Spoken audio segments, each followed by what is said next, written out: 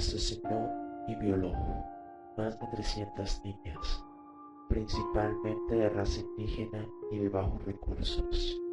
El monstruo de los Andes, uno de los asesinos en serie más cruel y obsesivo.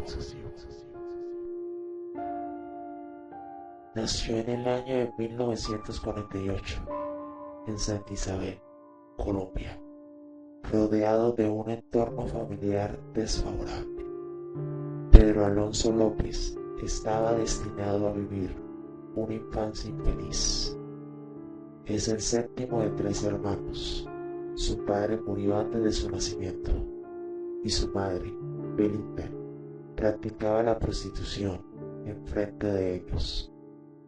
Pedro asegura que su madre lo maltrataba y que al descubrirlo, a la edad de 8 años, intentando abusar sexualmente de una de sus hermanas menores, lo echó de la casa.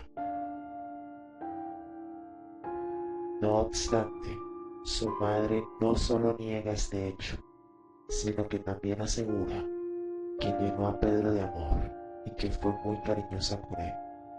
Ella pensó que Pedro había sido raptado el día de su desaparición. Aún así, a los 8 años, Pedro se enfrentaba a la dura vida en las calles tras su salida de casa. Ahí es donde comenzaría la raíz del mal. Uno de sus días en la calle, un hombre mayor se acercó a Pedro, ofreciéndole comida y refugio. Él, ante el gesto de amabilidad, aceptó ingenuamente, cayendo en la trampa de este hombre. Pedro fue llevado a un edificio abandonado, donde fue violado varias veces. Tras esto, aquel hombre lo dejó de nuevo en las calles. Se traumatiza y se vuelve más desconfiado. Vive duramente en la calle, junto a otros niños en sus mismas condiciones. Aprende a consumir droga, consigue comida en la calle y la violencia es algo común en su vida. Pero aparece un rescate temporal, cuando una pareja de ancianos estadounidenses lo adopta, a lo cual Pedro acepta naturalmente, debido a que se trataba de un hombre mayor y con mujer. No veía peligro alguno. Durante 3 años todo marchó a la perfección. Tenía refugio, comida y educación. Pero la vida de Pedro toma otro desvío cuando un profesor abusa sexualmente de él. Fúrico, a sus 12 años escapó de casa y volvió a las calles. Pasa 6 largos años en las calles. Por un tiempo buscó trabajo, pero sin resultados, debido a su escasa experiencia laboral. Así que empezó a vivir de pequeños hurtos. Siendo casi un adulto, se convirtió en uno de los mejores ladrones de auto, bien pagado y solicitado por los que controlaban el negocio. Sin embargo, fue detenido por la policía a la edad de 21 años, en 1969. Aquí es donde tendría otro giro la vida de Pedro. Fue mandado a prisión, donde fue violado por otros 2 reclusos, aunque en este punto de la historia esto no quedaría impune. Pedro asesinó a los 2 hombres cortándoles el cuello. Se dice que aquí pudo ser donde se dio cuenta del placer que le daba matar. Solo se le agregaron 2 años más a su condena, debido a que se tomó su acto como defensa propia. Salió libre en 1971, a la edad de sus 23 años. Viajó por Colombia, Ecuador y Perú. Sus víctimas eran niñas entre 8 y 13 años, pobres, casi siempre de raza indígena, raza que se encuentra concentrada en las elevaciones de una cordillera que atraviesa los 3 países, la cordillera de los Andes. Pedro Alonso recorrió casi todo Perú, dejando a su paso 100 chicas muertas. Fue capturado por indios ayacuchos mientras intentaba raptar a una niña. Los indios, al darse cuenta que era el hombre que estaba acosando a sus hijas, lo enterraron hasta el cuello en la arena. Le llenaron la cabeza de miel, con el objetivo de que fuera devorado por las hormigas. Pedro habría muerto de no ser por una misionera que apareció y convenció a la comunidad de que lo entregaría a la policía. Pedro era un asesino organizado y prudente. Acechaba a sus víctimas durante horas si era necesario. Podía tomar varios papeles con tal de engañar a sus víctimas. Mayormente su modus operandi era esperar a que la niña estuviera sola, ofrecerle dulces y regalos para ella y su madre. De esta manera engañarla para que se fuera con él.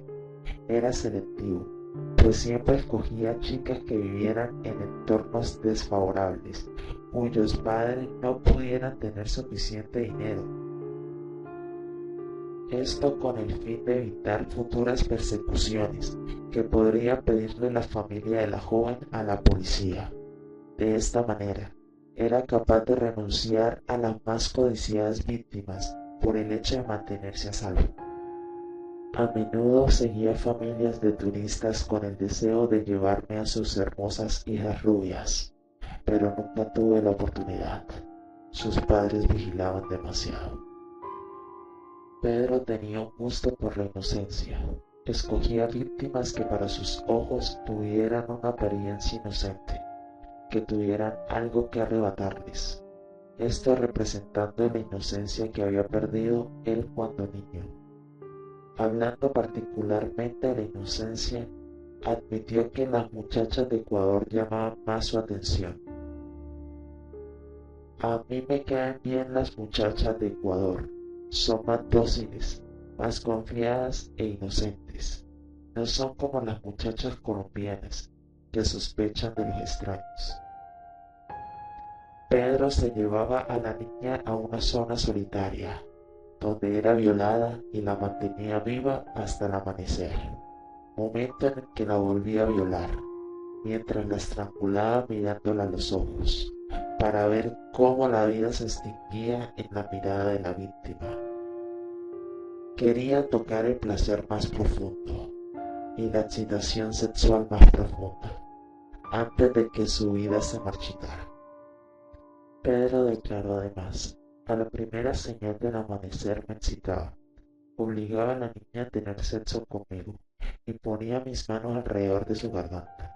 Cuando el sol salía la estrangulaba. Solo era bueno si podía ver sus ojos. Nunca maté a nadie de noche. Habría sido un desperdicio en la oscuridad. Tenía que verlas a la luz del día. Había un momento divino cuando ponía mis manos alrededor del cuello de las niñas y observaba cómo se iba apagando la luz de sus ojos. Solo aquellos que matan saben a qué me refiero.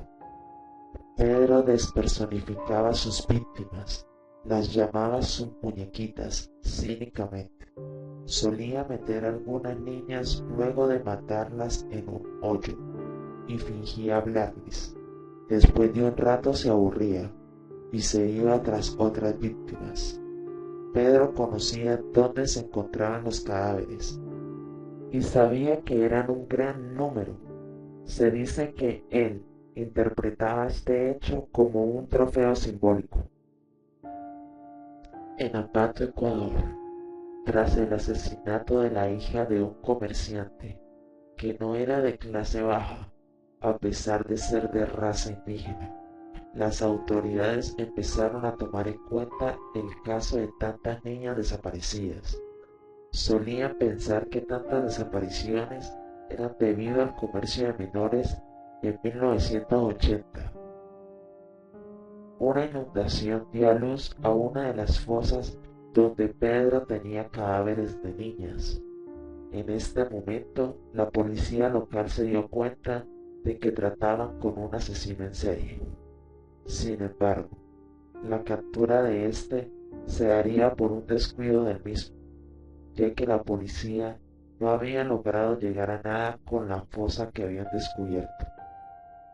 Carmina Poveda y su hija María de 12 años habían ido al supermercado. Pedro no tomó las precauciones que usualmente toma y decidió cargar por fuerza a la niña y salir corriendo con ella en brazos. Pero Carmina gritó por ayuda y las personas cercanas acudieron a sus peticiones, capturando a Pedro y salvando a la niña. Pedro empezó a gritar incoherencias, por lo que las autoridades cuando llegaron al lugar creyeron que trataban con un hombre loco. Al llegar a la fiscalía, López guardó completo silencio, y en la sospecha de que podría ser el asesino, las autoridades idearon un plan. El detective Pastor González se hizo pasar por un violador, y con mucha habilidad lograron sacar información de Pedro. Confesó haber matado por lo menos 110 muchachas en Ecuador, 100 en Colombia y muchas más de 100 en Perú. Aún así las autoridades se mantuvieron escépticas. ¿Qué tal si Pedro solo quería conseguir protagonismo? Ante tal actitud, Pedro accedió a mostrar una de sus fosas, donde había 53 cadáveres de niña. Lo llevó a otros sitios y se descubrieron un total de 57 cuerpos. Ante la falta de cadáveres que confirmarían lo que Pedro confesaba, los investigadores sugirieron que varios de los terrenos pudieron haber sido limpiados debido a inundaciones y por animales. Condenaron a Pedro a 16 años de cárcel, la pena máxima para ese entonces en Ecuador. Cumplió 14 años de los 16 por buen comportamiento. El día de su liberación se mostraba eufórico y gritaba agradeciéndole a Dios.